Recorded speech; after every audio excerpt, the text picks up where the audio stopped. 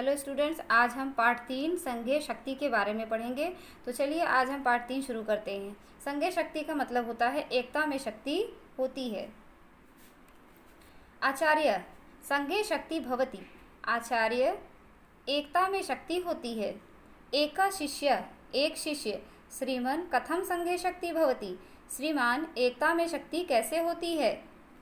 आचार्य श्रूयताम अहम एकम उदाहरणं प्रस्तौमि। श्रूयताम का मतलब है सुनो। मैं एक उदाहरण प्रस्तुत करता हूँ। एकस्मिन् ग्रामे एक पुरुष आसीत्। एक गांव में एक आदमी रहता था। तस्य चत्वारः पुत्राः आसन्। उसके 4 पुत्र थे। ते सर्वदा परस्परं कलहं कुर्वन्ति स्म। वे हमेशा आपस में झगड़ा करते थे। प्रतिदिनं तान् कलहवन्तान् दृष्ट्वा सः पुरुषः अति दुःखितः आसीत्। प्रतिदिन उन्हें झगड़ते देखकर वह आदमी बहुत दुखी था। एकदा स वने गत्वा वृक्षात् 4 काष्ठानि आनयत्। एक बार वह जंगल में जाकर पेड़ से 4 लकड़ियां ले आया। काष्ठं प्रति पुत्राय एकैकम् अददत् त्रोटितुं च आदिशत्। प्रत्येक पुत्र को एक एक लकड़ी दी और तोड़ने के लिए आदेश दिया। क्षणमेकं ते सरलतया तानि अत्रोटयन्। पुनः 4 काष्ठानि एकत्रितानि कृत्वा ज्येष्ठपुत्राय अददत् त्रोटितुं च आदिशत्। प्रत्येक पुत्र को एक एक लकड़ी दी और तोड़ने के लिए आदेश दिया। एक क्षण में ही उन्होंने आसानी से उन्हें तोड़ दिया।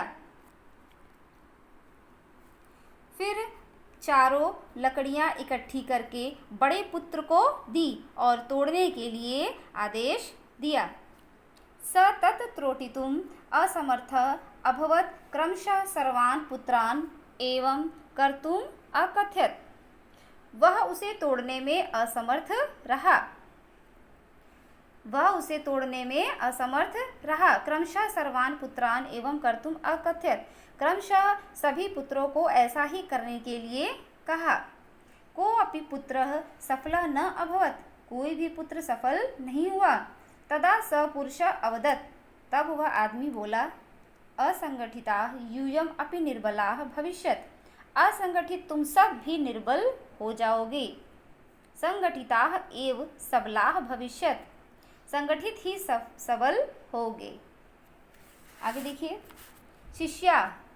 शिष्य श्रीमान अधुना वयम् असंगठिताः भवामः। परस्परं कलहं कदापि न करिष्यामः। श्रीमान अब हम संगठित होते हैं, परस्पर झगड़ा कभी नहीं करेंगे। आचार्य भो शिष्या गीताशास्त्रे अपि लिखितं संघे शक्ति कलयुगे। हे शिष्यों, गीता शास्त्र में भी लिखा है इस कलयुग में एकता में शक्ति होती है। शिष्य श्रीमान अन्या कामपि कथां कथयतु। श्रीमान कोई दूसरी कहानी कहिए। आचार्य श्रूयतां द्वितीया कथा। सुनो दूसरी कहानी। 4 वृषभाः सहैव निवसन्ति स्म। 4 बैल एक साथ रहते थे। कितने बैल एक साथ रहते थे? 4 बैल एक साथ रहते थे।